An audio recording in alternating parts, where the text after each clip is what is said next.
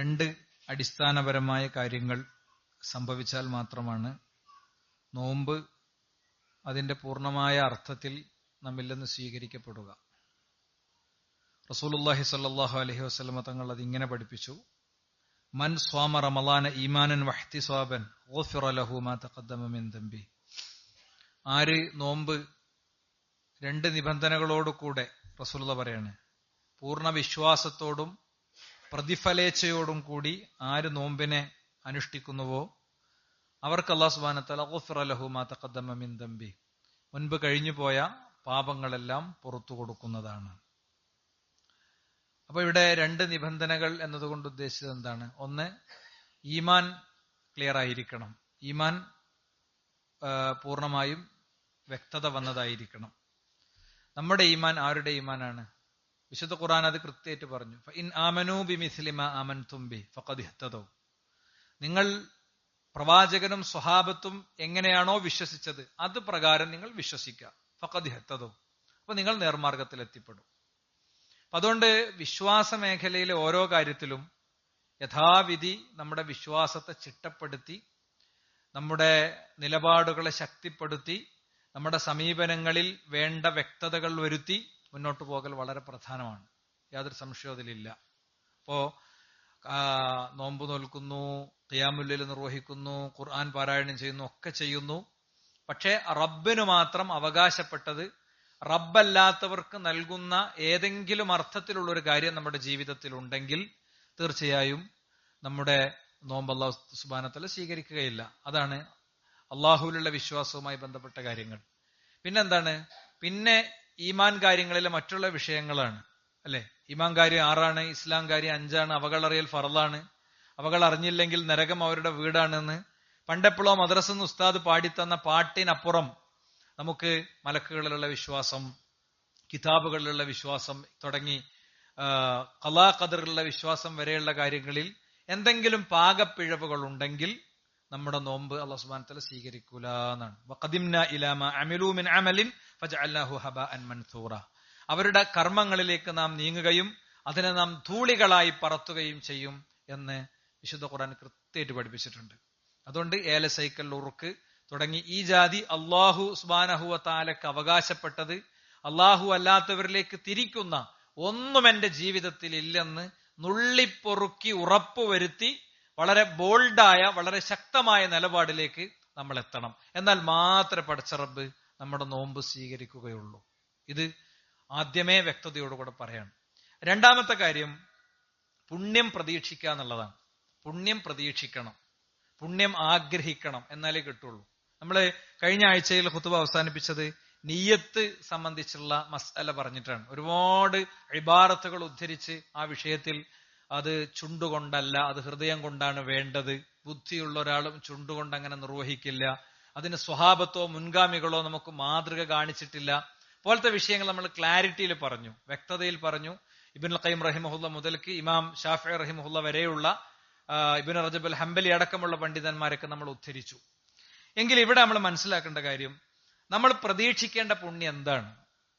പുണ്യം പ്രതീക്ഷിക്കണം. പുണ്യം മനസ്സിൽ വിചാരിച്ച് പ്രതീക്ഷിച്ച് ആഗ്രഹിച്ച വ്യക്തിക്ക് മാത്രമേ കിട്ടുള്ളൂ. അതിന് സാധാരണഗതിയിൽ ഉദ്ധരിക്കാറുള്ള ഒരു തെളിവ് നമുക്കിവിടെ ഉദ്ധരിച്ചു പോകാം. ഈ മിമ്പറിൽ തന്നെ ചിലപ്പോഴൊക്കെ നമ്മൾ കേട്ടൊരു വിഷയമാണ്. അബൂ ഹുറൈറ റളിയല്ലാഹു അൻഹു പറയാണ്, മൻ തബിഅ ജനാസത്തൻ ഫലഹു ഖീറാത്തുൻ. ആരെങ്കിലും ഒരു ജനാസയെ പിന്തുടർന്നു പോയാൽ അയാൾക്കൊരു ഖീറാത്തുണ്ട് എന്ന് പറഞ്ഞാൽ ഒരു ഉഹദ് മലയോളം ഉണ്ട്. ഉഹദ് മല 6 കിലോമീറ്റർ നീളവും 2 കിലോമീറ്റർ വീതിയും എന്ന് പറഞ്ഞാൽ അതിന്റെ അർത്ഥം എന്താ? അത്രയും കൂലിണ്ട് ഒരു ജനാസയുടെ പിന്നാലെ പോയാൽ. എത്തിയോക്കി പോരലല്ല, രാവിലെ ഓഫീസിക്ക് പോണ പോക്കിൽ അവിടെ നിന്ന് കയറി എത്തിയോക്കി എല്ലാ 3 ആൺകുട്ടികൾക്കും സലാം പറഞ്ഞ് എളാപ്പാനോട് പറഞ്ഞ് അങ്ങനെ ഞാനിവിടെ വന്നു എന്ന് വരുത്തി തീർക്കി പോകലല്ല. അതിന്റെ ആവശ്യമല്ല കേട്ടോ, അതിന്റെ ആവശ്യമല്ല. പിന്നെ ആ ജനാസയുടെ കൂടെ പോയി ആ ജനാസക്ക് വേണ്ടി ഇസ്തിഗ്ഫാർ നടത്തി കൊടുക്കുക. ആ ജനാസയുടെ കൂടെ നിന്ന് അയാളെ ഖബറിലേക്ക് ഇറക്കിയതിന്റെ ശേഷം എന്താ അയാൾക്ക് വേണ്ടി തസ്ബീത്തിനെ ചോദിക്കുക.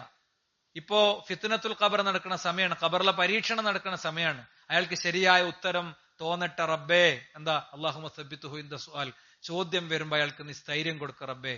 അല്ലാഹുമ്മ അൽഹിംഹുൽ ജവാബ്, അല്ലാഹുവേ മനസ്സിൽ നീ അയാൾക്ക് ഉത്തരത്തെ തോന്നിപ്പിച്ചു കൊടുക്ക റബ്ബേ. അല്ലാഹുമ്മ ജാഫിൽ ഖബർ അൻ ജംബി, ഇരു ഭാഗങ്ങളിൽ നിന്നും ഖബറിന് നീ അയാൾക്ക് വിശാലത കൊടുക്ക റബ്ബേ. ഇങ്ങനെ ആ ചോദ്യങ്ങൾ, ആ വാക്കുകൾ തന്നെ ഉപയോഗിക്കണമെന്ന് യാതൊരു നിർബന്ധമല്ല, ആ വാക്കുകൾ തന്നെ വേണമെന്ന് യാതൊരു നിർബന്ധമല്ല, അല്ലെ? അത് റസൂലുള്ളാഹി സ്വല്ലല്ലാഹി അലൈഹി വസല്ലം തങ്ങളിൽ നിന്ന് ഇങ്ങനെ അക്ഷരം പ്രതി റിപ്പോർട്ട് ചെയ്ത് വന്ന വരികളൊന്നുമല്ല. നമ്മൾ പൊതുവെ എല്ലാവരും ഉപയോഗിക്കുന്ന ചില വരികളാണ്. അത് പ്രവാചകനിൽ നിന്ന് സ്ഥിരപ്പെട്ട വരികളാണെന്ന് വിശ്വാസത്തോടെ ചൊല്ലാനും പാടില്ല. ഏതു വരി നമുക്ക് ചൊല്ലാം. അങ്ങനത്തെ ഒരു വരിയാണ്. ഒരാൾ പ്രാർത്ഥിക്കാണ് പച്ച മലയാളത്തിൽ നിന്നിട്ട്, പടച്ചോനെ ഖബർ വിശാലാക്കി കൊടുക്കല്ലോ, റബ്ബേ പടച്ചോനെ അയാൾക്ക് നീ സ്ഥൈര്യം കൊടുക്കല്ലോ എന്നാ പറയണമെങ്കിൽ അതും പറ്റും. മനസ്സിലായില്ലേ? അപ്പൊ അതുകൊണ്ട് അതിങ്ങനെ ഒരാൾ ചൊല്ലിക്കൊടുത്ത് ബാക്കിയുള്ളവര് ഏറ്റുപാടുന്ന പരിപാടിയൊന്നുമില്ല. അത് നമ്മളൊക്കെ ശ്രദ്ധിക്കേണ്ടതാണ്. ഞാൻ സാന്ദർഭികമായിട്ട് പറഞ്ഞു എന്ന് മാത്രം. അപ്പൊ ആ ഒരു കാര്യത്തിന് വേണ്ടി അയാളെ ജനാസ പിന്തുടർന്നു പോകുന്ന വ്യക്തിക്ക് എന്ത് കിട്ടും? ഒരു ഖിറാത്ത് കിട്ടും. അപ്പൊ ഇത് കേട്ട് മഹാനായ ഇബ്നു ഉമർ റളിയല്ലാഹു അൻഹു അദ്ദേഹം ആയിഷ ബീവിന്റെ അടുത്ത് കാള വിട്ടു. ബിലാൽ റളിയല്ലാഹു അൻഹു പറഞ്ഞു, എന്താ സംഭവം? അങ്ങനെ ഉണ്ടോ? വെറുതെ ജനാസിന്റെ പിന്നാലെ പോയാൽ തന്നെ ഒരു ഖിറാത്ത് കിട്ടുമോ? അദ്ദേഹത്തിന് ആകെ അജബായി, അത്ഭുതമായി. അപ്പൊ അവരത് സത്യപ്പെടുത്തി. അപ്പൊ അദ്ദേഹം പറയാണ്, ലഖദ് ഫറത്ന ഫീ ഖറാരീത കസീറ, ഞമ്മക്കൊക്കെ എത്രങ്ങാനും ഖിറാത്ത പോയത്. എന്താ അങ്ങനെ പറയാൻ കാരണം? അദ്ദേഹം ജനാസയുടെ കൂടെ പോകാത്ത ഒരാളാണോ? അല്ല, ജനാസയുടെ കൂടെ പോകുമ്പോ പക്ഷേ അദ്ദേഹത്തിന് ഇങ്ങനൊരു പുണ്യമുണ്ട് എന്നറിയില്ല. അതുകൊണ്ട് അങ്ങനെ ഒരു പുണ്യം കിട്ടണമെന്ന് പ്രതീക്ഷിച്ചില്ല, ആഗ്രഹിച്ചില്ല, പ്രാർത്ഥിച്ചില്ല. അതുകൊണ്ട് ആ കൂലി കിട്ടിയില്ല. അങ്ങനെയാണെങ്കിൽ നമുക്ക് വിഷയത്തേക്ക് വരാം. റമളാന് കൊണ്ട് നമ്മൾ ആഗ്രഹിക്കേണ്ട പുണ്യങ്ങൾ എന്തൊക്കെയാണ്? റമളാന് കൊണ്ട് നമ്മൾ നേടേണ്ട പുണ്യങ്ങൾ എന്തൊക്കെയാണ്? അതിന് ഫളായിലുർ റമളാൻ മുഴുവൻ പഠിക്കണം, അതൊരു ഖുതുബി പഠിച്ച പഠിക്കണമല്ല. പക്ഷേ ഒരു 6-7 കാര്യങ്ങൾ നമുക്ക് പറയാം. നമ്മുടെ നിയ്യത്ത് അതാണ്. നബയ്തു സൗമഗദിൻ എന്നല്ല നമ്മളെ നിയ്യത്ത്. ഒന്നാമത്തെ എന്താ അറിയോ? ഒന്നാമത്തത്, നോമ്പ് കൊണ്ട് എന്റെ തഖ്വ എനിക്ക് ശരിക്ക് ശക്തിപ്പെടുത്തി കിട്ടണം. തഖ്വ ഒരു വ്യക്തിക്ക് ശക്തിപ്പെടുത്തി കിട്ടിയ അയാളുടെ കാണുന്ന കാഴ്ചകളും കാഴ്ചപ്പാടുകളൊക്കെ വേറെ ആയിരിക്കും. അയാളിൽ നിന്ന് ജീവിതത്തിലെ വലിയ വലിയ തീരുമാനങ്ങൾ ഉണ്ടാകും. നോക്കൂ നിങ്ങൾ, എത്രയോ കാലം താൻ ആഗ്രഹിച്ച ഒരു സ്ത്രീയുടെ റൂമിലേക്ക് അയാൾ കയറി ചെന്നു. അയാൾ പറഞ്ഞു, എല്ലാ വാതിലും ജനലും ഒക്കെ അടച്ചലട്ടോ എന്ന് പറഞ്ഞു. അപ്പൊ ഈ സ്ത്രീ ഇയാളുടെ മുന്നിൽ പെട്ടുപോയതാണ്. അതുകൊണ്ട് ആ സ്ത്രീ വാതിലും ജനലൊക്കെ അടച്ചതിന്റെ ശേഷം അവര് പറഞ്ഞു, ഇയാളെ അറിയണത് കൊണ്ട് പറഞ്ഞു, ഒരു വാതില് അടച്ചിട്ട് അടിയണില്ല, അത് അടക്കാൻ പറ്റൂല, അത് ഞാൻ അടച്ചോളാം കൊണ്ട് പറയാൻ പറഞ്ഞു. ആകാശത്തിന്റെ വാതിൽ അതെനിക്ക് അടക്കാൻ പറ്റണില്ല. ഒടനെ ആ മനുഷ്യൻ വാതില് തുറന്നിട്ട് ഇറങ്ങിപ്പോന്നു. എന്താ അവിടെ വർക്കൗട്ടായത്? തന്റെ ഉള്ളിലെ വികാരങ്ങൾ കത്തിജ്വലിച്ചു കൊണ്ടിരിക്കുമ്പോ താൻ വർഷങ്ങളായി ആഗ്രഹിച്ച ഒരു പെണ്ണിൽ നിന്ന് അയാളെ പറിച്ചെടുത്ത കാര്യം എന്താ? തഖ്വയാണ്. അതാണ് തഖ്വ. ഗുഹാവാസികളുടെ സംഭവം പറയുന്നിടത്ത് 3 ആളുകളിൽ ഒരാൾ പ്രാർത്ഥിച്ചത് എന്താ? പടച്ചോനെ, ഞാൻ ആഗ്രഹിച്ച പെണ്ണിനെ എനിക്ക് കിട്ടി, അവളുടെ ശരീരത്തിന്റെ അവയവത്തിൽ ഞാൻ ഇരുന്നു. അപ്പ പെണ്ണിന് തഖ്വ വന്നു. ഇഹ്ഫളില്ലാ, നീ അള്ളാഹിനെ സൂക്ഷിക്കണം മനുഷ്യ എന്ന് പറഞ്ഞു. ഞാൻ അവിടുന്ന് എണീറ്റ് പോന്നു. അതാ തഖ്വ. അതാണ് തഖ്വ. മനസ്സിലായില്ലേ? ഒരു വ്യക്തിയെ ഏറ്റവും സുരക്ഷിതനാക്കി നിർത്തുന്ന കാര്യമാണ് തഖ്വ. ഉമയ്യത്തഖില യജ്അൽ ലഹു മഖ്റജ. കുടുങ്ങിയോനെ പടച്ചോൻ സഹായിക്കവന് തഖ്വ ഉണ്ടെങ്കിലാ. പ്രതീക്ഷിച്ചില്ല. എന്താ? അത്രയും വലിയൊരു പൈസന്റെ ഒരു സർജറി സ്വന്തം ശരീരത്തിൽ ചെയ്യേണ്ടി വരുന്നു. അപ്പോഴോ അയാൾ ഇങ്ങനെ അന്തം വിട്ട് നിൽക്കുകയാണ്. ബില്ലിംഗ് കൗണ്ടറിൽ ഇങ്ങനെ നിൽക്കുകയാണ്, കരഞ്ഞിങ്ങനെ നിൽക്കുക. അപ്പോഴാണ് ഒരാൾ ഇങ്ങനെ വന്നിട്ട് വാര്യലിന്റെ എങ്ങനെ പിടിക്കണേ, ചേർത്ത് പിടിച്ചു. എന്തെങ്കിലും കരയണോ? അപ്പൊ അയാൾ പറയണം അയാളുടെ വിഷമൊക്കെ. കേട്ടോ, എന്റെ ഉപ്പാന്റെ ചികിത്സയായിട്ട് ബന്ധപ്പെട്ട് ഞാൻ കോഴിക്കോട് മിംസിൽ ഉണ്ടായിരുന്ന സമയത്തൊരു കാര്യങ്ങളോട് പറയണേ. ഒരു മനുഷ്യനിരുന്ന് ഇങ്ങനെ കരയാണ് അയാള്. അപ്പൊ നമ്മളയാൾ എങ്ങനെ ചേർത്ത് പിടിച്ചു. എന്തേന്ന് വെച്ചു, അയാളുടെ മോള് ക്യാൻസർ രോഗിണിയാണ്. 17-18 വയസ്സേ ആയിട്ടുള്ളൂ. ആ കുട്ടിയുടെ ട്രീറ്റ്മെന്റിന് വന്നിട്ട് ബില്ലടക്കാൻ പൈസ ഇല്ലായിട്ടാണ് അയാൾ ഇരുന്ന് കരയണത്. അപ്പൊ പടച്ചോന് അയാൾക്ക് വേണ്ടിയിട്ട് നമ്മളവിടെ കൊണ്ടുവന്നാക്കി കൊടുത്തു. അയാൾ ജീവിതത്തിൽ ചെയ്ത എന്തോ ഒരു സൂക്ഷ്മതയും ഒരു നന്മയാണത്. അപ്പൊ തന്നെ നമ്മൾ അവിടെ ഇരുന്ന ഒരാളോട് ഇങ്ങനെ ഈ സംഭവം പറഞ്ഞു, അങ്ങനെ ഉണ്ട്. അപ്പൊ അയാൾ പറഞ്ഞു, മൗലവി, ആ കുട്ടിന്റെ ചികിത്സക്ക് വേണ്ടത് എന്തൊക്കെയാണോ അത് ഇങ്ങനെ പറഞ്ഞാൽ മതി, അത് ഞാനുണ്ട് അയച്ചു കൊടുത്തോളാം, വേറെ വിഷയമൊന്നുമില്ല. അയാളോട് ഒന്നുകൊണ്ട് പേടിക്കണ്ടെന്ന് പറയും. ഞാൻ പറഞ്ഞു, ഇവരെ ഫോൺ കയ്യിലൊന്നും കൊടുക്കുക. വേണ്ട, ഞങ്ങൾ പറഞ്ഞാൽ മതി, എന്റെ കൂലി പോണ്ട. മനസ്സിലായില്ലേ? എന്റെ കൂലി പോണ്ട. അതാണ് ഉമയ്യത്തഖില യജ്അൽ ലഹു മഖ്റജ. രോഗിയായി വന്നു, ക്യാൻസർ ചികിത്സ തുടങ്ങി, അയാളെ മുഴുവൻ കാര്യവും പടച്ചോനോട് ഏറ്റെടുക്കുകയാണ്. അപ്പൊ അതാണ് തഖ്വ. ആ തഖ്വ ആർജിക്കാൻ വേണ്ടിയാണ്. ആ തഖ്വ ആർജിക്കാനാണ് നമ്മൾ നോമ്പ് നോൽക്കണേ. നിങ്ങളൊന്ന് ചിന്തിച്ചോ കാണി. ആ തഖ്വ എനിക്ക് കിട്ടണം. ആ നിയ്യത്തിന്റെ അത്ര ശക്തി വേറെന്തിനാ ഉണ്ടാക സഹോദരന്മാരെ? അപ്പൊ അതിനനുസരിച്ച് നമ്മൾ ചിട്ടപ്പെടുത്തും നമ്മളെ, അല്ലേ? നമ്മൾ അതിനനുസരിച്ച് ചിട്ടപ്പെടുത്തും. ഇനി തഖ്വ കൊണ്ട് നോമ്പ് കൊണ്ട് കിട്ടേണ്ട രണ്ടാമത്തെ കാര്യം എന്താ? നോമ്പ് കൊണ്ട് കിട്ടേണ്ട രണ്ടാമത്തെ കാര്യം നരകമോചനമാണ്. അപ്പൊ നമ്മൾ പ്രതീക്ഷിക്കേണ്ട പുണ്യം ഓരോ നോമ്പിനും വേണ്ടി അത്താഴം കഴിക്കുമ്പോഴും ഓരോ നോമ്പ് തുറക്കുമ്പോൾ ഉള്ളിൽ ഉണ്ടാകേണ്ട ഒരു ചോദ്യം എന്താ? പഠിച്ചോനെ, ഇന്നത്തെ നോമ്പ് കൊണ്ട് എന്റെ നരകത്ത് നിന്ന് ഞാൻ മോചിതനാകുവോ? എന്താ റസൂലുള്ളാഹിന്റെ ഹദീസ് നോക്കൂ. മൻ സ്വാമ യൗമൻ ഫീ സബീലില്ലാഹി, ഒരാൾ അള്ളാഹുവിന്റെ മാർഗത്തിൽ ഒരു ദിവസം നോമ്പനുഷ്ഠിച്ചാൽ ബഅദല്ലാഹു വജ്ഹഹു അനിന്നാരി 70 ഖരീഫ, അല്ലാഹു സുബ്ഹാനഹു വ തആല ഒറ്റ നോമ്പ് കൊണ്ട് 70,000 വർഷത്തെ വഴിദൂരത്തേക്ക് അവനെ മാറ്റുന്നതാണ്. ഒരൊറ്റ നോമ്പിന്റെ ഗുണാണ്. നവൈത്തു സോമഗതി എന്ന് പറഞ്ഞാൽ കിട്ടൂല. അതിന്റെ അർത്ഥം തന്നെ അറിയില്ല നമുക്ക്. നേരെ മറിച്ച് നമ്മള് അത്താഴത്തിന് എണീക്കുമ്പോ നമ്മൾ ഉള്ളിലുണ്ടാകേണ്ട കാര്യം അത്. ചോറൊക്കെ വെക്കുമ്പോ പരസ്പരം ഓർമ്മാക്കുക, മക്കളെ അപ്പോ 70,000 വർഷത്തെ വഴിദൂരത്തേക്ക് നമ്മളെ അള്ളാഹു ആക്കാനും നരകത്തു നിന്ന് രക്ഷപ്പെടാനൊക്കെ വേണ്ടിയിട്ടുള്ള നോമ്പ നമ്മൾ എടുക്കണ്. നിങ്ങളെല്ലാവരും അങ്ങനെ വിചാരിച്ചു വെച്ചില്ലേ? അപ്പാന്റെ കുട്ടികൾ അങ്ങനെ വിചാരിച്ചു വെച്ചില്ലേ? എടി ഇജ്ജ് മറന്നിട്ടില്ലല്ലോ ചോറുണ്ടാക്കണിന്റെ ഇടക്ക് എന്ന് അങ്ങോട്ടും ഇങ്ങോട്ടും ചോദിച്ച് ഓർമ്മപ്പെടുത്തുന്ന ഒരു രീതി. അങ്ങനെ ആവുമ്പോ എന്താ അറിയോ, നമുക്ക് വേണ്ടാത്തതിലേക്ക് നോക്കാൻ തോന്നൂല, വേണ്ടാത്തതിലേക്ക് പോകാൻ തോന്നൂല. ബാക്കിയുള്ള മാസങ്ങളെ പോലെ റമദാൻ മാസം ആകൂല. കാരണം ഈ റമദാനിനെ ഈ വെറൊരു പകൽ പട്ടിണിയോട് അത് കിട്ടൂല. നോക്കൂ നിങ്ങൾ, അള്ളാഹുവിന്റെ റസൂൽ സ്വല്ലല്ലാഹു അലൈഹി വസല്ലം തങ്ങൾ സ്വഹാബത്തിനോട് പറയാണ്, വലില്ലാഹി ഉതഖഉ മിനന്നാർ. ഓരോ നോമ്പിന്റെയും ഓരോ നോമ്പിലും അല്ലാഹു സുബ്ഹാനഹു വ തആല ആളുകളെ നരകത്തിൽ നിന്ന് മോചിപ്പിക്കും. അപ്പോ ഇത് കേട്ട സ്വഹാബിക്ക് ഭയങ്കര എക്സൈറ്റ്മെന്റ് ആയി, ഭയങ്കര അത്ഭുതമായി. ചോദിച്ചു, നബി അദാലിക ഫി കുല്ലി ലൈലത്തിൻ, ഓരോ നോമ്പിന്റെ രാത്രിയിൽ അതുണ്ടാകോ? പ്രവാചകൻ പറഞ്ഞു, അതേ. അപ്പോ ഓരോ നോമ്പും കഴിയുമ്പോ പടച്ചോൻ പരിശോധിക്കാണ് അടിമന്റെ ഹൃദയം. അള്ളാഹുവിന് ഇതൊക്കെ പരിശോധിക്കാൻ പറ്റും. AI സംവിധാനം വെച്ച് ഒരുപാട് കാര്യം മനുഷ്യന് ചെയ്യാൻ പറ്റുമെങ്കിൽ AI ഉണ്ടാക്കിയ മനുഷ്യന്റെ തലച്ചോറിന്റെ ഉടമസ്ഥനായ റബ്ബിന് അതിലേറെ പറ്റും. ഓരോരുത്തരുടെയും നിലപാടുകളെ, വിശ്വാസങ്ങളെ, സമീപനങ്ങളെ പടച്ചോൻ വേർതിരിച്ചെടുക്കും. 1 കോടി മനുഷ്യർ നോമ്പ് നോറ്റ എല്ലാവർക്കും ഒരേ കൂലി അല്ല കിട്ടുക. ഓരോരുത്തരുടെയും ചിന്തക്കും സമീപനത്തിനും സൂക്ഷ്മതക്കും അനുസരിച്ച പുണ്യാണ് കിട്ടുക. ഒരു വീട്ടിൽ 10 ആളുണ്ടെങ്കിൽ 10 ആൾക്ക് ഒരു പുണ്യമല്ല കിട്ടുക. മനസ്സിലായില്ലേ? 10 ആൾക്കും പടച്ചോൻ 10 പുണ്യായിരിക്കും കൊടുക്കുക. അപ്പോ നമ്മൾ എന്തിനാ നോമ്പ് വിളിക്കേണ്ട? രണ്ടാമത്തെ കാര്യം, നരകത്തിൽ നിന്ന് മോചിതരാകണം. നരകത്തിൽ നിന്ന് മോചിതരാകുന്നവരുടെ ലിസ്റ്റിൽ ഇന്ന് എനിക്ക് ഉൾപ്പെടണം. ഇതായിരിക്കണം ഒരു വിശ്വാസിയുടെ ചിന്ത. ഇനി മൂന്നാമത്തെ കാര്യം എന്താ അറിയോ? നോമ്പുകാരന്റെ പ്രാർത്ഥനക്ക് പ്രത്യേകം പ്രാർത്ഥന സ്വീകരിക്കപ്പെടുന്ന ദിവസങ്ങളാണ് വരാൻ പോണത്. അപ്പൊ എന്താ കാത്തിരിക്കണേ? നമ്മുടെ ജീവിതത്തിൽ എന്തൊക്കെ പറയണ്ട് പടച്ചവനോട്, എന്തൊക്കെ കാര്യങ്ങൾ ചോദിച്ചു വാങ്ങാനുണ്ട് അല്ലേ? അതൊക്കെ ചോദിച്ചു വാങ്ങാനുള്ള അവസരമാണ്. നോക്കൂ നിങ്ങൾ, സലാസത്തുൻ ലാ തുറദ്ദു ദഅവതുഹും, 3 ആളുടെ പ്രാർത്ഥന പടച്ചോൻ തട്ടൂല എന്ന് പറഞ്ഞിട്ട് അതിൽ പ്രവാചകൻ പറയാ, വസ്വാഇമു ഹീന യുഫ്തിറു, നോമ്പ് തുറക്കുന്ന ആള് നോമ്പ് തുറക്കുന്ന സമയത്തെ അയാളുടെ തേട്ടം അള്ളാഹു ഒരിക്കലും തട്ടുകയില്ല. അപ്പം നോമ്പ് തുറക്കുമ്പോ അത്യാവശ്യം വെള്ളവും ചായയും കടിയൊക്കെ എടുത്തു കൊടുക്കണം. പക്ഷെ അതന്നെ ഒരു പരിപാടിയാക്കണ്ട. അത് അത്യാവശ്യം ഒന്ന് നേരത്തെ എല്ലാവരോടും സെറ്റാക്കി വെക്കുക. എന്നിട്ടോ ആവശ്യമില്ലാത്ത വർത്താനം തമാശ കണ്ട് ഒഴിവാക്കുക. എന്നിട്ട് നോമ്പ് തുറക്കുമ്പോ ഒക്കെ കഴിച്ചതിന്റെ ശേഷം അവിടെ ഇരുന്നും അതിന്റെ ശേഷവും സൊഫിലിരുന്നൊക്കെ ശരിക്കും പ്രാർത്ഥിക്കുക. നോമ്പ് തുറന്ന ഉടനെ മാത്രമല്ല, നോമ്പ് തുറന്നു കഴിഞ്ഞതിന് ശേഷമുള്ള സമയമൊക്കെ അതിന് ഉപയോഗിക്കുക. എന്താ? അപ്പൊ 30 ദിവസത്തേക്ക് വേണമെങ്കിൽ 30 കാര്യം നമുക്ക് നിയ്യത്താക്കാം. 30 ആവശ്യങ്ങൾ ഒരുക്കി വെക്കാം. പടച്ചവനോട് ചോദിക്കാം. നമ്മുടെ സ്വന്തം കാര്യങ്ങളും മറ്റുള്ളവരുടെ കാര്യങ്ങളൊക്കെ ചോദിക്കാം. ആ സന്ദർഭത്തെ ആ നിലയ്ക്ക് നമുക്ക് പ്ലാൻ ചെയ്യാം. അപ്പൊ നമ്മുടെ നോമ്പ് എന്തിനാ?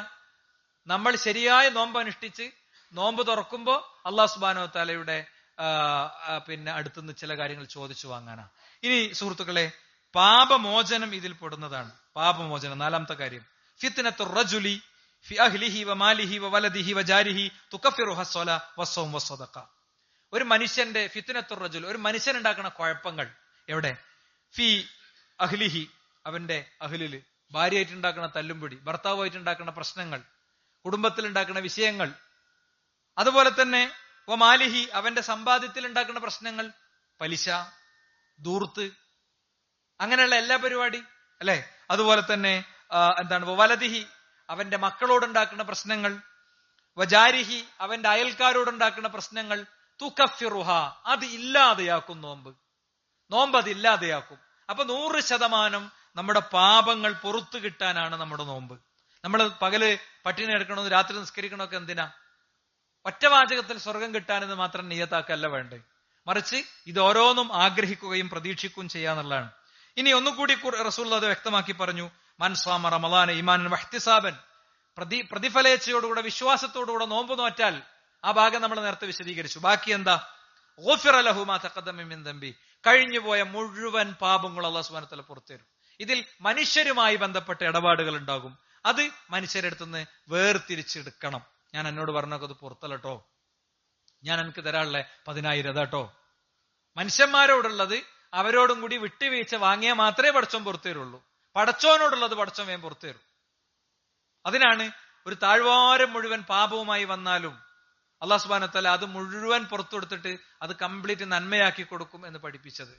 അത് വിശ്വാസിക്ക് പ്രചോദനമാകാനും വിശ്വാസി അത് ഉൾക്കൊള്ളാനൊക്കെ വേണ്ടി തന്നെയാണ്. ഇനി നോമ്പുകാരനുള്ള മറ്റൊരു നേട്ടം, അഞ്ചാമത്തെ ഒരു നേട്ടം എന്താ അറിയോ? ആ അഞ്ചാമത്തെ ഒരു നേട്ടം റയ്യാൻ എന്ന കവാടത്തിലൂടെയുള്ള പ്രവേശനമാണ്. ഇന്ന ഫിൽ ജന്നത്തി ലബാബ് യുഖാലു ലഹു അർ-റയ്യാൻ. റയ്യാൻ എന്ന് പറയുന്ന ഒരു വാതിലുണ്ട്. അതിൽ യുദ്ഖലു മിൻഹു സ്വായിമൂൻ, അതിലൂടെ പ്രവേശിപ്പിക്കപ്പെടുന്നത് നോമ്പുകാരെയാണ്. ലാ യുദ്ഖലു മിൻഹു അഹദുൻ ഗൈറുഹും, അവരല്ലാതെ വേറെ ആരെയും പടച്ചോൻ അതിലൂടെ കയറ്റുകയില്ല. അപ്പോ സകുടുംബം നമുക്ക് റയ്യാൻ കടക്കാനാണ്. മക്കളെയൊക്കെ കൂട്ടി, എല്ലാവരെയും ചേർത്ത്, ഭാര്യനെ കൂട്ടി, വാപ്പാനെ കൂട്ടി, വല്യാപ്പാനെ കൂട്ടി, വീട്ടുകാരെ കൂട്ടി, കുടുംബക്കാരെ കൂട്ടി സ്വർഗത്തിൽ പ്രവേശിക്കാനാണ് യഥാർത്ഥത്തിൽ നമ്മുടെ നോമ്പ്. അപ്പൊ നമ്മുടെ നോമ്പിന്റെ പ്രതിഫല ഇച്ഛകൾ ഇതൊക്കെയാണ്. ഇനി മാത്രല്ല, മറ്റൊരു കാര്യം റസൂലുള്ളാഹി സ്വല്ലല്ലാഹു അലൈഹി വസല്ലമ തങ്ങൾ പഠിപ്പിച്ചത് അള്ളാഹുവിനെ ഒരു വ്യക്തി കാണും എന്നാണ്. ലിസ്വാഇമി ഫർഹതാൻ, ഫർഹത്തുൻ ഇൻദ ഫിത്രിഹി വഫർഹത്തുൻ ഇൻദ ലിഖാഇ റബ്ബി. നോമ്പുകാരന് 2 സന്തോഷങ്ങളുണ്ട്. ഒന്നത് നോമ്പ് തുറക്കുന്ന നേരമാണ്. പണ്ഡിതന്മാർ അതിന് വിശദീകരിച്ചു. എന്താ? നാഡി നരമ്പുകളൊക്കെ നനഞ്ഞ് എന്റെ ഒരു ദിവസത്തെ നോമ്പ് എനിക്ക് പൂർത്തിയാക്കാൻ കഴിഞ്ഞല്ലോ, ഒരുപാട് പുണ്യങ്ങളുടെ സാധ്യതയുള്ള ഒരു ദിവസം എനിക്ക് പിന്നിട്ട് പോയല്ലോ എന്നുള്ള സന്തോഷം. അതോടൊപ്പം പ്രത്യേകം പ്രാർത്ഥന സ്വീകരിക്കപ്പെടുന്ന ഒരു നിമിഷത്തിൽ വന്നണഞ്ഞല്ലോ എന്നുള്ള സന്തോഷം. ഒന്നാമത്തെ സന്തോഷം അതാണ്. രണ്ടാമത്തതോ വഇൻദ ലിഖാഇ റബ്ബിഹി, റബ്ബിനെ കണ്ടുമുട്ടുന്ന നേരം. മദീനയുടെ ആകാശത്ത് പൂർണ്ണചന്ദ്രൻ പൂത്തുലഞ്ഞൊരു രാത്രിയിൽ അതിനെ ചൂണ്ടിക്കാണിച്ച് പ്രവാചകൻ പറയുന്നുണ്ട്, ഇന്നക്കും സതറൗന റബ്ബക്കും കമാ തറൗന ഹാദൽ ഖമർ ഫീ ലൈലത്തിൽ ബദർ ഫലാ തുദാമൂന ഫി റുഅയതി. നിങ്ങൾ നിങ്ങളുടെ റബ്ബിനെ, ഈ പൂർണ്ണ ചന്ദ്രികയെ നിങ്ങൾ എത്ര തെളിച്ചത്തിൽ കാണുമോ അത്ര തെളിച്ചത്തിൽ നിങ്ങളുടെ റബ്ബിനെ നിങ്ങൾ കണ്ടുമുട്ടും. അല്ലാഹു സുബ്ഹാനഹു വ തആലയെ നിങ്ങൾ കണ്ടുമുട്ടും. അങ്ങനത്തെ ഒരു ദിവസം വരാണ്ട്. അപ്പൊ നോമ്പിന് വേണ്ടി ചൂടുകൊള്ളുമ്പോഴും പകലന്തിയോളം അധ്വാനിക്കുന്നവൻ നോമ്പെടുക്കുമ്പോഴൊക്കെ അങ്ങനെയാണ്. നിങ്ങൾ ചിന്തിച്ചു നോക്ക്, മാർക്കറ്റില് ചുമട്ടു തൊഴിലാളികളുണ്ട് അല്ലെ, അതല്ലെങ്കിൽ പൊരിവെയിലത്ത് അധ്വാനിക്കുന്നവരുണ്ട്, പാടത്ത് പണിയെടുക്കുന്നവരുണ്ട്. ഇവരൊക്കെ നമ്മളൊന്ന് അറിയണം, ഇവരൊക്കെ ഒന്ന് മനസ്സിലാക്കണം. നമ്മുടെ അയൽപക്കത്തുള്ള ചിലരൊക്കെ ഉണ്ടാകും, ജോലിക്ക് പോയില്ലെങ്കിൽ അവർക്ക് ജീവിക്കാൻ കഴിയാത്ത സാഹചര്യം ഉണ്ടാകും. പണ്ടേ ജോലിക്ക് പോണവരായിരിക്കും, പ്രായം അവിടെ തളർത്തി തുടങ്ങിയിട്ടുണ്ടാകും, പല അസുഖങ്ങൾ അവർക്ക് ഉണ്ടാകും. ഈ നോമ്പ് കാലത്ത് ജോലിക്ക് അവർ ശരിക്ക് പോകാത്തോണ്ട് പട്ടിണി കിടക്കുന്ന അവസ്ഥ ഉണ്ടാകും. അതുകൊണ്ടാണ് നമ്മൾ കിറ്റ് കൊടുക്കണമെന്ന് തീരുമാനിച്ച് ഇന്ന് കിറ്റിന്റെ കളക്ഷൻ ഡേ ആക്കിയത്. നമ്മൾ കഴിഞ്ഞ ഖുതുബയിൽ അത് ആഹ്വാനം ചെയ്തപ്പോ ഓൺലൈനിൽ ഖുതുബ കേട്ടവരും നമ്മുടെ പള്ളിയിൽ നിന്ന് ഖുതുബ കേട്ടവരും സ്ഥിരമായി നമുക്ക് തരുന്നവരൊക്കെ ആയി ഏകദേശം ഒരു 100 കിറ്റിന്റെ അടുത്ത് നമ്മൾ എത്തി നിൽക്കുകയാണ്. നമുക്കിനി ഇനിയും 100 കിറ്റ് വേണം. ഇത് ഓരോന്നും വെരിഫൈ ചെയ്യപ്പെട്ട സംഗതികളാണ്. ഏകദേശം പല വീടുകളും ഇത് ചെല്ലുമ്പോഴാണ് ഒരു പൂർണ്ണതയ്ക്കെത്തുക. പലയിടത്തും ഇതുണ്ടെങ്കിലേ അവർക്ക് മുന്നോട്ട് പോകാൻ തന്നെ പറ്റുണ്ടാകുള്ളൂ. അങ്ങനെയൊക്കെയുള്ള സാഹചര്യങ്ങൾ യഥാർത്ഥത്തിൽ ഉണ്ട്. അതുകൊണ്ട് ഞാൻ പറഞ്ഞിരുന്നു 1000 രൂപയാണ് കിറ്റിന് നമ്മൾ കണക്കാക്കുന്നത്. 1000 രൂപ, ആ 1000 രൂപ എടുത്തു കൊടുക്കാൻ പറ്റിയൊരുന്ന് അങ്ങനെ തന്നെ എടുത്തു കൊടുക്കുക കേട്ടോ. ഇനി 1000 പറ്റൂലെങ്കിൽ നിങ്ങൾക്ക് 500 പറ്റണമെങ്കിൽ അത് കൊടുക്കുക. ഇത് നഷ്ടമല്ല സുഹൃത്തുക്കളെ.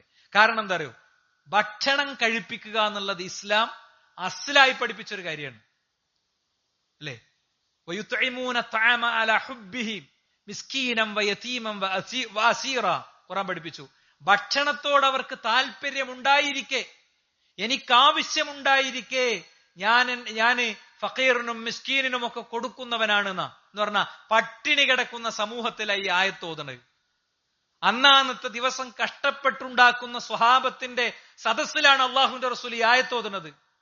അവിടെ എന്താ, അവർക്ക് തന്നെ വീട്ടിൽ ആവശ്യമുണ്ടായിരിക്കേ കൊടുക്കാനാ പറഞ്ഞത്. നമ്മളെ വീട്ടില് അങ്ങനത്തെ വിഷമൊന്നുമില്ല. അവിടെ ആർക്ക് സാമ്പത്തിക പ്രതിസന്ധി ഉണ്ടെങ്കിലും ഇന്നത്തെ രാത്രി ഭക്ഷണം കഴിക്കാൻ പറ്റാത്ത ആരും ഇവിടെ ഇരിക്കണില്ല. ഉണ്ടെങ്കിൽ നിങ്ങളെ ഖത്തീബ ഞങ്ങൾ വന്ന് പറയണം. വല്ലാഹി അള്ളാനെ സാക്ഷി നിർത്തി പറയാം, അതൊന്നും പരിഹരിക്കാൻ കഴിയാത്തൊരു പ്രശ്നം നമുക്കില്ല. നമ്മളേറ്റു. നമ്മളെ മഹല്ലിൽ വരുന്ന ഏതെങ്കിലും ഒരാള് ഭക്ഷണം കിട്ടാതെ ബുദ്ധിമുട്ട് നിങ്ങൾ പറയും. നമ്മളൊക്കെ ശമ്പളത്തിൽ പൈസ അല്ല സുഹൃത്തുക്കളെ, നിങ്ങൾ എന്തായി പറയണത്? അങ്ങനെ കഷ്ടപ്പെടേണ്ട ഒരു കാര്യം ഇവിടെ അല്ല. ഇവിടെ അതിനുള്ളതാണ് ഈ പള്ളി. അങ്ങനെ 500 ആൾ ഈ വട്ടത്തൂരുണ്ടെങ്കിൽ ഓരോ മുഴുവൻ നമ്മൾ പരിഗണിക്കും, ഒരു വിഷയമല്ല. പ്രത്യേകിച്ച് ഈ സൊഫിൽ വന്നിരിക്കുന്ന ആളുകളുടെ കാര്യം നമ്മൾ ഏറ്റെടുക്കും. അപ്പോ നമുക്ക് 1, 2, 3, 10 ഒക്കെ കിറ്റ് കൊടുക്കാൻ പറ്റിയിട്ടുണ്ടാവും. അത് കൊടുക്കുക, അത് ശരിയായി പരിശോധിച്ച് അർഹരായ വ്യക്തികളിലേക്ക് ഇൻഷാ അല്ലാഹ് നമ്മൾ എത്തിക്കും. അതുകൊണ്ട് ഞാൻ നിങ്ങളോട് പറയുന്നു, അത് നഷ്ടാകൂല. അത് അങ്ങനത്തെ ഒരു കാര്യമാണ്, അത് അത്രയും ശക്തമായൊരു കാര്യമാണ്. അത് നിങ്ങളുടെ ശ്രദ്ധയിൽപ്പെടുത്തുകയാണ്. അതുകൊണ്ട് നമ്മൾ എന്തിനാണ് നോമ്പ് നോൽക്കുന്നത്? നമ്മൾ നോമ്പ് നോൽക്കുന്നത് ഇത്തരം കുറെ കാര്യങ്ങൾക്ക് വേണ്ടിയാ. ഒന്ന്, നമുക്ക് തഖ്വ ഉണ്ടാകാന്. ആ തഖ്വ ഉണ്ടായുള്ള ഗുണം ഞാൻ പറഞ്ഞു. തഖ്വ ഉണ്ടായ പിന്നെ സേഫാണ്, പിന്നെ നമ്മൾ സുരക്ഷിതരാണ്, പിന്നെ നമുക്ക് യാതൊരു ബേജാറും പേടിയുണ്ടാവില്ല. നമ്മൾ ശരിയായ ദിശയിലായിരിക്കും പോവുക, നമ്മളെ പടച്ചോൻ ശരിയായ വഴിയിലായിരിക്കും സഞ്ചരിപ്പിക്കുക. ഇനി രണ്ടാമത്തെ ഒരു വിഷയം നമ്മൾ പറഞ്ഞ എന്താ? നരകത്തിൽ നിന്നുള്ള മോചനാണ്. മൂന്നാമത്തത് എന്താ? നോമ്പ് നോൽക്കുന്ന ഒരു വ്യക്തിക്ക് പ്രത്യേകം പ്രാർത്ഥന സ്വീകരിക്കപ്പെടുന്ന കുറെ ദിവസങ്ങളും സമയങ്ങളും വരാണ്ട്, അതാണ്. നാലാമത്തതോ പാപമോചനമാണ്. അഞ്ചാമത്തതോ റയ്യാൻ കവാടമാണ്. ആറാമത്തതോ റബ്ബിനെ കണ്ടുമുട്ടലാണ്. ഇങ്ങനെ കുറെ നോമ്പ് കൊണ്ട് നമ്മൾ പ്രതീക്ഷിക്കേണ്ട, ആഗ്രഹിക്കേണ്ട, നിയത്താക്കേണ്ട വേറെയും കുറെ കാര്യങ്ങളുണ്ട്. അതൊക്കെ നടക്കണമെങ്കിൽ എന്താ വേണ്ട അറിയോ? ജീവിതക്രമത്തിൽ വലിയൊരു വ്യത്യാസം നമ്മൾ കൊണ്ടുവരണം. ജീവിതക്രമത്തിൽ അടുക്കള മാറണം, പാടത്തെ കാര്യങ്ങൾ മാറണം, ഷോപ്പിലെ കാര്യങ്ങൾ മാറണം, യാത്രയുടെ പ്ലാന് മാറണം കേട്ടോ, ഓഫീസിലെ കാര്യങ്ങൾ മാറണം, ഒക്കെ മാറണം. എല്ലാ സ്ഥലത്തും സമഗ്രമായ മാറ്റം വരണം. എന്താ അടുക്കള മാറണം എന്ന് പറഞ്ഞാല്? നോമ്പുണ്ടായാല് പലപ്പോഴും സ്ത്രീകൾ അടുക്കളയിലേക്ക് കൂടുതൽ കയറുന്ന അവസ്ഥയാണ് നമ്മുടെ നാട്ടില് പലപ്പോഴും ഉള്ളത്. രാവിലെ മുതൽ വൈകുന്നേരം വരെ നോമ്പ് വെച്ചിട്ട് വൈകുന്നേരം പ്രതികാരം തീർക്കുന്ന ഒരു മനോഗതത്തിലാണ് ചില ആൾക്കാർ ഭക്ഷണം കഴിക്കുക, അല്ലെ? പണ്ടേതൊരു പ്രഭാഷകൻ ഉദാഹരണം പറഞ്ഞ മാതിരി റെയിൽവേ ഗേറ്റ് തുറന്ന മാതിരിയാണ് പറഞ്ഞത്. സംഗതി ഒരു നല്ല ഉദാഹരണമാണ്. എന്താ? റെയിൽവേ ഗേറ്റ് തുറന്ന വലിയ ലോറി ഉണ്ടാകും, കുട്ടി ലോറി ഉണ്ടാകും, പിന്നെ സൈക്കിൾ ഉണ്ടാകും, ബൈക്ക് ഉണ്ടാകും, ഒക്കെ ഉണ്ടാകും എന്ന് പറഞ്ഞ മാതിരി ഭക്ഷണ പാത്രം ഉണ്ട് മുന്നിൽ കൊണ്ടെന്ന് വെച്ചാല് ആ ചെറിയ കാരക്കമ്മന്ന് തുടങ്ങിയിട്ട് ആ വലിയ അൽഫാമിന്റെ പീസുമൊക്കെ എത്തുന്ന സാധനം വയറ്റിക്കാണ് കയറ്റിയിട്ട് പിന്നെ പോലാണ്. പിന്നെ നിന്ന് അങ്ങനെ തൂങ്ങും. ആദ്യത്തെ 2-3 ദിവസമൊക്കെ നിന്ന് തൂങ്ങി അങ്ങനെ ഉറങ്ങുമ്പോ എന്തപ്പടെ പോയിട്ടും കാര്യമൊന്നുമില്ല, എന്ന് ഉറങ്ങാണ്. അതുകൊണ്ട് ശരിക്കാണ് ഉറങ്ങട്ടെ. ശൈത്താൻ നല്ല തലമെ കൊഴിഞ്ഞ് കാലെ കൊഴിഞ്ഞ് എന്നാണ് കടത്തി ഉറക്കും. റമളാന്റെ വഴിക്ക് കഴിഞ്ഞു പോകും. അവന്റെ ഉള്ളിൽ എല്ലാ വേണ്ടാത്തൊരപ്പോഴും യൂട്യൂബിൽ പിന്നെയും തോന്നിയാസം സെർച്ച് ചെയ്യലും, ഗൂഗിളിൽ സെർച്ച് ചെയ്യലും, വേണ്ടാത്തത് കാണലും, ഇൻസ്റ്റഗ്രാമിലും സോഷ്യൽ മീഡിയയിലും അങ്ങനെ ദുഷിച്ച് നശിച്ച് അങ്ങനെ പോകും. അവന്റെ ജീവിതത്തിൽ ഒരു സ്ഥലത്ത് ഒരു സമയത്ത് ഒരു സംതൃപ്തി ഉണ്ടാവില്ല. മനസ്സിലായില്ലേ? അവിടേക്ക് നമ്മൾ പോകരുത്. അതുകൊണ്ട് അടുക്കള മാനേജ് ചെയ്യപ്പെടണം. എന്താ? ആദ്യം കുഴക്കണം, പിന്നെ മടക്കണം, പിന്നെ കുലുക്കണം, പിന്നെ കുത്തണം, പിന്നെ മാന്തണം, ഇങ്ങനെ എന്തൊക്കെയോ ഒരു അവസാനം എന്താ ഉണ്ടാകുക? തൊള്ളേക്കാണ് കടിച്ചിട്ട് വാറ്റിക്കാണ് ഇറക്കും. ഒരു കടി ഉണ്ടാക്കാൻ എടുക്കുന്ന സമയമാണിത്. അത് ആദ്യം നിട്ടച്ച് പിന്നെ ഒന്ന് മൂടി വെച്ച്. ഞാൻ പറഞ്ഞത് ഇതൊന്നും അടുത്തേക്ക് കൊണ്ടുവരണ്ടെന്നൊന്നും ഞാൻ പറഞ്ഞ അർത്ഥമല്ല. അത്യാവശ്യമുള്ളതൊക്കെ ഉണ്ടാക്കുക, ബാക്കിയുള്ള തീറ്റൊക്കെ ഒന്ന് കുറച്ചിട്ട്, ഒന്ന് ഷെഡ്യൂളൊക്കെ കുറച്ചിട്ട് കാര്യങ്ങൾ ചെയ്യുക. അതുകൊണ്ട് ഫുൾ ടൈം 3 മണിക്കാണ് തുടങ്ങും, അല്ലെ 2 മണിക്കാണ് തുടങ്ങും. ഒരു ആസറസൊലൊക്കെ കഴിഞ്ഞിട്ട് തുടങ്ങിയ തീരുന്ന പണി മതി സഹോദരന്മാരെ, അതിനുള്ള മതി. അത് അവിടേക്ക് നമ്മൾ എത്തണം എന്ന് ഞാൻ പറയുന്നത്. അതിനനുസരിച്ച് നമ്മളെ ഭക്ഷണ മെനുവിനെ ക്രമീകരിക്കാൻ നമുക്ക് പറ്റണം. ഈ ഭക്ഷണം കഴിച്ചാൽ ഭക്ഷണം നിയന്ത്രണവുമായി ബന്ധപ്പെട്ട വിഷയങ്ങൾ മാത്രം ഞാൻ റെഫർ ചെയ്തപ്പോൾ ഒരു ഖുത്തുബക്കുള്ളതിലേറെ മാറ്റർ ഉണ്ട്. ഒരു ഖുത്തുബക്കുള്ളിലേറെ മാറ്റർ. അപ്പൊ അങ്ങനെ ഒരു ഖുത്തുബ അയിമ മാത്രം പറഞ്ഞ് തീർക്കാൻ പറ്റില്ലല്ലോ. ഭക്ഷണം ശരിക്കും ഇങ്ങോട്ട് പിന്നെ ഒരു അവസ്ഥയിൽ ഇങ്ങോട്ട് ആക്കി വെച്ചാൽ അതിന് കിട്ടുന്ന അത്ര സുഖം വേറൊന്നിനുമില്ല. ഞാൻ കഴിഞ്ഞൊരു 2024 ഫെബ്രുവരി ഒരു 15 മുതൽക്ക് എനിക്കത് നല്ല ബോധ്യമാണ്. ഭക്ഷണത്തിൽ ഒരു അളവൊക്കെ നമ്മൾ കുറച്ച്, മധുരമൊക്കെ ഒന്ന് ഒഴിവാക്കി, ഒന്ന് ചിട്ടപ്പെടുത്തി, ഒന്ന് ക്രമീകരിച്ച്, സമയങ്ങളൊക്കെ ഒന്ന് ഫിക്സ് ചെയ്തൊക്കെ ഒന്ന് പോയാൽ ശരീരത്തിന് കിട്ടുന്ന ഒരു ആശ്വാസമുണ്ട്, മനസ്സിന് കിട്ടുന്ന ഒരു ആശ്വാസമുണ്ട്. അത് ചെറുതൊന്നുമല്ല. അതുകൊണ്ട് അടുക്കളയിൽ ഒരു ചെറിയ ക്രമീകരണം കൊണ്ടുവരണം. അടുക്കളയിലുള്ള പാത്രം മുഴുവൻ ആ ഷെൽഫിലുണ്ടാകും. കുഞ്ഞൊരു പാത്രം, പിന്നെ വലിയൊരു പാത്രം, അച്ചാറിനൊരു പാത്രം, പിന്നെ ഇതിനൊരു പാത്രം, മറ്റീനൊരു പാത്രം. അപ്പൊ ഒന്ന് ഉണ്ടാക്കുക, പിന്നെ തിന്നുക, പിന്നെ കഴുകുക. അതിന് മാത്രമേ പെണ്ണുങ്ങൾക്ക് സമയം ഉണ്ടാവുള്ളൂ. അതുകൊണ്ട് ഇത്തരം കാര്യങ്ങൾ നമ്മൾ ശ്രദ്ധിക്കണം. ചെറിയ കുട്ടികളുള്ള വീട്ടിലൊക്കെ ഈ കുട്ടികളെ മാനേജ് ചെയ്യുന്നതിലും ഒരു ചെറിയ ക്രമീകരണം, ഒരു പ്ലാനും ഒക്കെ ഉണ്ടായി വരണം. ഇതേപോലെ വയലിക്ക് പോയപ്പോഴാ രാവിലെ ഇങ്ങനെ അങ്ങോട്ടും ഇങ്ങോട്ടും നിന്നാണ്ട് അവസാനം ഒരു 10:30-11 മണിക്കാൾ ഇറങ്ങും. എന്നിട്ട് ഈ പ്രായമായ രക്ഷിതാക്കളൊക്കെ വയലിൽ കൂടെ പോയി പിന്നെ അവര് അങ്ങോട്ടാകുമോ എന്ന് വെച്ച് ബേജാറായിട്ട് ഒരിക്കൽപ്പോ നോമ്പിന്റെ അഫ ഉണ്ടാവും. ഓൽക്ക് നോമ്പിന്റെ അഫു ഉണ്ടാവും. നോമ്പിന്റെ അഫു ഉള്ള ആള്, രോഗമുള്ള ആള് നോമ്പെടുത്താൽ അത് കുറ്റാണ്. ഒരു സംശയം നിങ്ങൾക്ക് വേണ്ട. വേറെ എവിടേക്കും നിങ്ങൾ മസാല ചോദിച്ചു പോകും വേണ്ട കേട്ടോ. എന്നിട്ട് ഓരോ രോഗികളായി പ്രയാസപ്പെട്ട് യാത്രയിലായിരിക്കെ വിഷമിക്കണ മനുഷ്യന്മാരെ കണ്ടപ്പോ പ്രവാചകൻ പറഞ്ഞു, ലൈസ സിയാമു ഫി സഫർ, എന്താ ലൈസൽ ബിർറു അസ്യാമു ഫി സഫർ, ഇങ്ങനെ കഷ്ടപ്പെട്ട് നോമ്പ് നോൽക്കൽ പുണ്യൊന്നും അല്ല എന്ന് പറഞ്ഞു. എന്നാ യാത്രയിലായിരിക്കെ നോമ്പ് നോറ്റ സംഭവം ഉണ്ട്. എന്താ അത് റിലാക്സ്ഡ് ആയിട്ടുള്ള ഒരു പ്രശ്നമില്ലാത്ത നോമ്പാണ്. അപ്പൊ അതുകൊണ്ട് ഇത്തരം കാര്യങ്ങളൊക്കെ നമ്മൾ ശ്രദ്ധിക്കണം. അപ്പോ ഒന്നുകിൽ രാവിലെ നേരത്തെ പോയി വയലിൽ പോയിട്ട് വരിക, എന്നാൽ ആരെങ്കിലുമൊക്കെ ഒന്ന് നോക്കാൻ വരണമെങ്കിൽ ഓൽക്കൊക്കെ വെയിലുള്ളത് വരാം, അല്ലെങ്കിൽ വൈകുന്നേരത്തേക്ക് മാറ്റുക. അല്ല 10 മണിക്ക് അല്ലേ, ഞാൻ ഈ വീട്ടിലെ പ്രധാനപ്പെട്ട ഒരാളാണ്, നിങ്ങൾ വീട്ടിലെ പ്രധാനപ്പെട്ട ആളാർക്കെങ്കിലും തർക്കമുണ്ടോ? കുട്ടികളെ മക്കളെ സ്വീപ്പാക്കരുത്. ഇതേപോലെ ഷോപ്പ്, നമ്മളെ ഷോപ്പ് എന്ന് പറഞ്ഞാൽ എപ്പോ വന്നാലും കിട്ടുന്ന ഒരു ഷോപ്പാണ്. കൊറോണ കാലത്ത് നമ്മൾ കച്ചവടം നടത്തിയിട്ടില്ലേ? പോലീസൊന്നും അടപ്പിച്ചപ്പോ നമ്മൾ അടച്ചിട്ടില്ലേ? അപ്പോ അതിലൊക്കെ ഒരു കൃത്യത വരുത്തി ഷോപ്പിന്റെ കാര്യത്തിലൊക്കെ എന്ത് ചെയ്യുക, ഒരു ചെറിയ ക്രമീകരണം വരുത്തണം. അംർ ബിൻ ഖൈസിനെ കുറിച്ച് പറയാം, ഇതാ ദഖല ഷഹ്റു റമളാൻ ഷഹ്റു ഷഅബാൻ, ഷഅബാൻ മാസത്തേക്ക് കയറിയാൽ തന്നെ അഗ്ലഖഹാനൂതുഹു വതഫറഗ ലിഖിറാഅത്തിൽ ഖുർആൻ, ഷഅബാൻ മാസത്തേക്ക് കയറിയാൽ തന്നെ മൂപ്പര് ഷോപ്പൊക്കെ അടച്ചിട്ട് പിന്നെ ഖുർആൻ പാരായണത്തിന് ഇരിക്കുന്നതാണ്. നോക്കൂ നിങ്ങൾ, ഉസ്മാൻ ബിൻ അഫ്ഫാൻ റളിയല്ലാഹു അൻഹു യഖ്തതിമുൽ ഖുർആന കുല്ല യൗമിൻ മറത്തൻ, ഓരോ ദിവസവും അദ്ദേഹം ഖുർആൻ ഒരു തവണ പൂർത്തിയാക്കിയിരുന്നു. അസ്വദ് ബിൻ യസീദ് അദ്ദേഹം യഖ്തിമുൽ ഖുർആന ഫി റമളാന ഫി കുല്ലി ലൈലതൈനി, എല്ലാ 2 രാത്രിയും കൂടുമ്പോൾ ഒരു ഖത്തം തീർത്തിരുന്നു. വഫി ഗൈരി റമളാന ഫി 6 ലയാലിൻ, എല്ലാ റമളാൻ അല്ലാത്ത കാലത്ത് എല്ലാ 6 രാത്രിയും കഴിയുമ്പോൾ അദ്ദേഹം ഒരു തവണ ഖുർആൻ പൂർത്തിയാക്കിയിരുന്നു. സഅദ് ബിൻ ജുബൈർ അദ്ദേഹം എല്ലാ 2 രാത്രിയിലും 2 രാത്രി പിന്നിടുമ്പോ ഒരു വട്ടം ഖുർആൻ ഓതി തീർക്കും. മുഹമ്മദ് ബിൻ ഇസ്മായിൽ അൽ ബുഖാരി റഹിമഹുല്ലാഹ് യഖ്തിമു ഫി റമളാന ഫി നഹാരി കുല്ല യൗമിൻ ഖത്മതൻ, അദ്ദേഹത്തിന്റെ ഓരോ രാത്രിയിലും അദ്ദേഹം ഒരു തവണ ഖുർആൻ പൂർത്തിയാക്കിയിരുന്നു. ഇമാം ഷാഫിഈ റഹിമഹുല്ലാഹ് 60 തവണ റമളാനിൽ 60 ഖത്മതൻ, 60 തവണ പിന്നെ ഖുർആൻ ഓതി പൂർത്തിയാക്കിയിരുന്നു. ഖതാദ അദ്ദേഹം എല്ലാ 7 ദിവസത്തിലും ഖുർആൻ ഒരു തവണ ഓതി പൂർത്തിയാക്കിയിരുന്നു.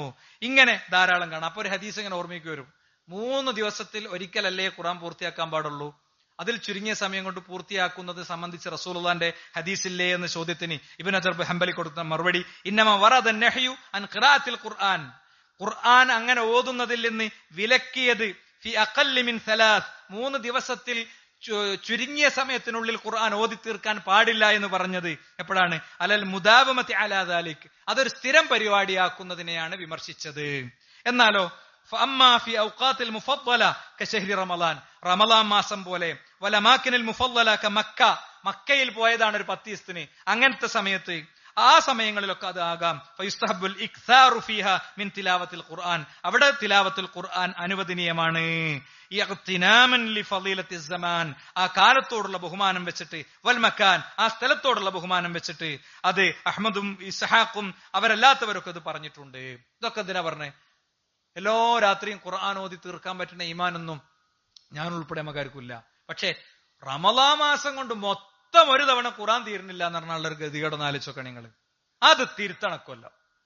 മാത്രമല്ല അവസാനത്തെ 10 ഒന്നും ചിട്ടപ്പെടുത്തണം. ഒറ്റയിട്ട രാവിലൊക്കെ നമുക്ക് ഇവിടെ തന്നെ ഭക്ഷണം കണ്ട് ഒരുക്കി കാര്യങ്ങൾ ചെയ്യണം എന്നൊക്കെ അന്ന് മീറ്റിംഗിൽ ആവേശപൂർവ്വം ചർച്ച ചെയ്തിരുന്നു. എന്താ കുറെ ദൂരം പോകണം, അപ്പൊ എനിക്ക് അത്താഴത്തിന് എത്തൂല, അങ്ങനത്തെ കാരണം കൊണ്ടൊന്നും മുടങ്ങണ്ട. നമുക്ക് എല്ലാവർക്കും കൂടി ഉള്ളതൊക്കെ കഴിച്ച് ഇവിടെ തന്നെ ഇരുന്ന് നിസ്കാരം കഴിഞ്ഞ് സുബഹിയും കഴിഞ്ഞ് കുറച്ചേരം ദിക്റൊക്കെ ചൊല്ലി പോണം എന്ന രീതിയിലൊക്കെ ചർച്ചകൾ നടന്നിട്ടുണ്ടായിരുന്നു. അതുകൊണ്ട് എല്ലാവരും ഈ കാര്യങ്ങളൊക്കെ ശ്രദ്ധിക്കുക. അള്ളാഹു നമ്മിൽ നിന്ന് സ്വീകരിക്കുമാറാകട്ടെ.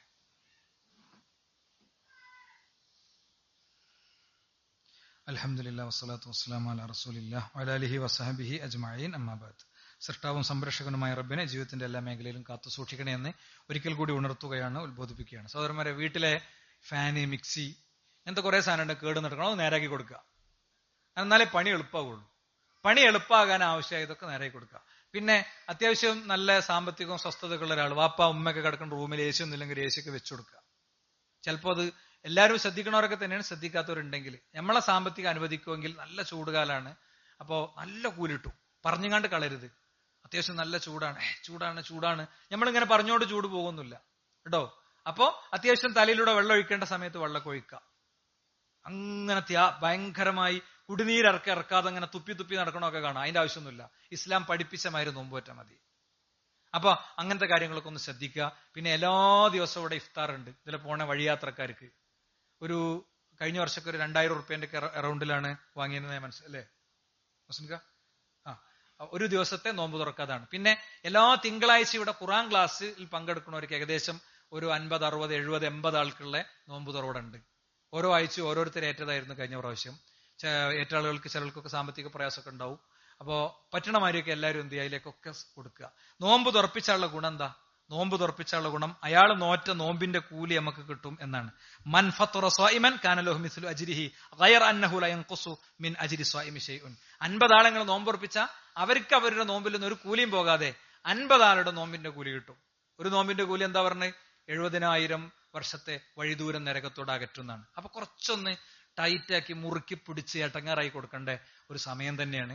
അതൊക്കെ നമ്മൾ കണ്ടറിഞ്ഞ് വേണ്ടതുപോലെ ചെയ്യുക. ഇന്ന് നമ്മൾ കളക്ഷൻ എടുക്കുന്നത് കിറ്റിന് വേണ്ടിയാണ്, വീടുകളിൽ നോമ്പ് തുറപ്പിക്കാനുള്ള കിറ്റിന് വേണ്ടിയാണ്. അതോടൊപ്പം അടുത്ത ആഴ്ചകളിലൊക്കെ നമ്മുടെ സ്ഥാപനങ്ങളെ സഹായിക്കണം, മറ്റു കാര്യങ്ങളുണ്ട്. അപ്പോൾ പിരിവിങ്ങനെ വരുമ്പോൾ നമ്മളെ ഉള്ളിൽ ഇങ്ങനെ ഒരു പ്രത്യേക മനസ്സ് വരണ്ട. നമുക്ക് പറ്റണത് കൊടുക്കുക, സംതൃപ്തിയോടുകൂടെ കൊടുക്കുക, കഴിവിന്റെ പരമാവധി കൊടുക്കുക. അല്ലാഹു സുബ്ഹാനഹു വ തആല സദഖ കൊടുത്ത ഒരാൾ ഇന്നേ വരെ കുടുക്കിയിട്ടില്ല കേട്ടോ. സദഖ കൊടുത്ത ഒരാൾ ഇന്നേ വരെ കുടുങ്ങിയിട്ടില്ല. അത് യാതൊരു സംശയമില്ല. അല്ലാഹു സുബ്ഹാനഹു വ തആല ശരിയായ രീതിയിൽ പോകണ ആരെയും സഹായിക്കും. അതുകൊണ്ട് വിഷമകരമായ സാഹചര്യത്തിലൂടെയൊക്കെ ആരോഗ്യ പ്രശ്നങ്ങളൊക്കെ ആയിട്ട് പോണ ആളുകളൊക്കെ ഉണ്ട്. ഇപ്പൊ കിറ്റ് തന്ന ആളുകളിൽ തന്നെ പലരും വ്യത്യസ്തമായ രോഗങ്ങളും കിഡ്നി അടക്കമുള്ള രോഗികളൊക്കെ ഉണ്ട്. അവരൊക്കെ നമ്മളെല്ലാവരും പ്രാർത്ഥനയിൽ ഉൾപ്പെടുത്തുക. അള്ളാഹു എല്ലാവർക്കും ഖൈറും ബർക്കത്തും പ്രദാനം ചെയ്യുമാറാകട്ടെ. നമ്മുടെ എല്ലാവരുടെയും നോമ്പ് നമുക്ക് ശരിയാം വിധം നിർവഹിക്കാനുള്ള തൗഫീഖിനെ